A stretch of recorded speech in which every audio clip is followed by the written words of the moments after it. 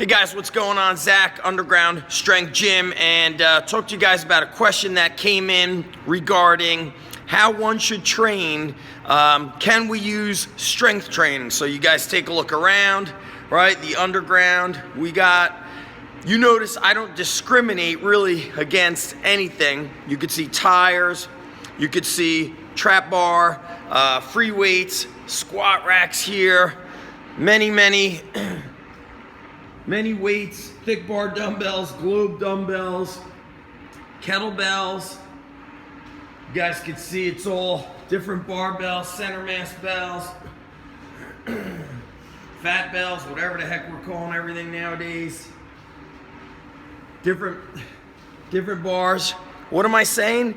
Discriminate against none of the ways that could get you strong. There's not just one way. So the question specifically was, this guy had seen or listened to an interview on Joe Rogan with Nick Curson, who I chatted with just briefly, but I love what Nick is doing, the jump training, the explosive work.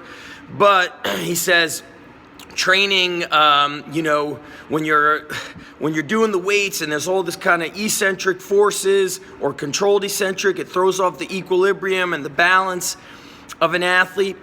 Man, every kid I've worked with, from the youth level to the collegiate level to the wrestlers prepping for Olympic trials, they're all off balance. There's all imbalances from their sport. To say that his way is the only way to train, I don't agree with it. And this is why I would love to share what we do. But in a nutshell, our athletes, we jump, upper and lower body plyo work. We throw all directions, from light med balls to heavy med balls. We sprint. We do body weight training. We do controlled eccentrics. We do fast, eccentrics with the plyo work and the jump training. But the bottom line is this. I don't really know anybody who's succeeding as an athlete who's weak, okay? If you're squatting and power cleaning, that's great, but I gotta make sure you could move. So are you jumping? Are you agile, mobile, and hostile? Don't get sold on one way. Don't become blind because you've seen something on the internet.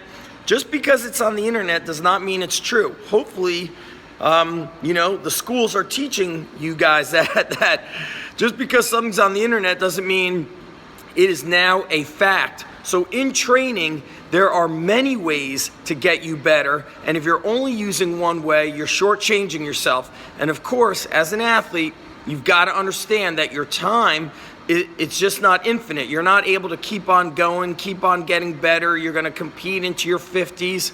I'm looking at high school, college athletes. Yes, I train barefoot. I want my athletes jumping, throwing, bodyweight exercises, bodybuilding exercises to add muscle.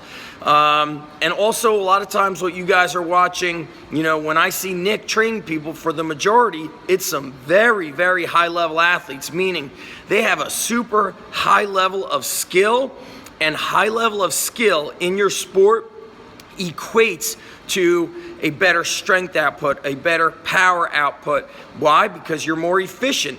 Here's my example. I share this story often, but if you're new, pay attention. When I was a kid, I attended the John Smith Intensive Wrestling Camp in high school. John Smith was a gold medalist at the time. He was prepping for his second Olympics. He won 2 gold medals, but he was like a 5-time world champ. I remember seeing him lift in the weight room. He had no clue what he was doing, but he was a freaking savage with wrestling. His technique, his speed, his power. Why? Because his level of sports skill was so goddamn high that is all that, what counted. So every sport, things are a little bit different, and I don't want anybody to ever think this is the only way, that way doesn't count. I mean, it goes back to the early days of when, fitness started getting big on the internet. Kettlebell only guy, calisthenics only guy, The best coaches understand that they've got to blend various training methods and also match it to the personality of the athlete. So the athletes that have a big buy-in with Nick, they believe in the training, that's huge right there. If you don't believe in what you're doing, you won't get better from it. There could be guys training side by side with you. But here are the facts that if I look at in the wrestling world, the top wrestlers, they're friggin' strong. They're squatting, they're power cleaning, they're jumping, they're explosive, they train very hard, they dial in their lifestyle. It's a common success blueprint. If I look at that in football, we're gonna see the same thing. We're gonna see guys that live the lifestyle. We're gonna see guys that train in a very similar fashion. So if you're trying to rewrite the wheel or you're trying to say this is the only way, then you are wrong. The blueprint is already there. Now, what you got to do is do the work, and not a whole lot of people are all about doing the work. A lot of people are looking for the secret. What is that protein shake I could take that will make me awesome? That protein shake is called bust your ass and do it day in and day out. Live the lifestyle. It's a lot more than just the training that's going on here. If you're not eating the right way, if your sports skills are lagging and you're not putting in the intensity into your sports skills, then this stuff is going to seem like it doesn't work, but really what's going on is there's a lot of things that need to be done outside of the gym.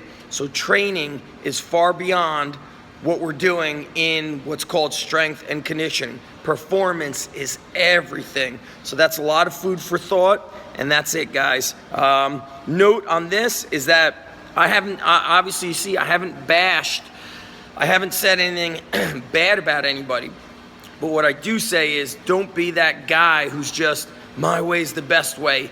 This is the only way. What I do at the underground is I don't discriminate against what gets these athletes better. I will take all the ammunition I can use to make them better. I'm not so arrogant to think there's only one way. That's very closed-minded and ignorant. It's not arrogant, it's ignorant.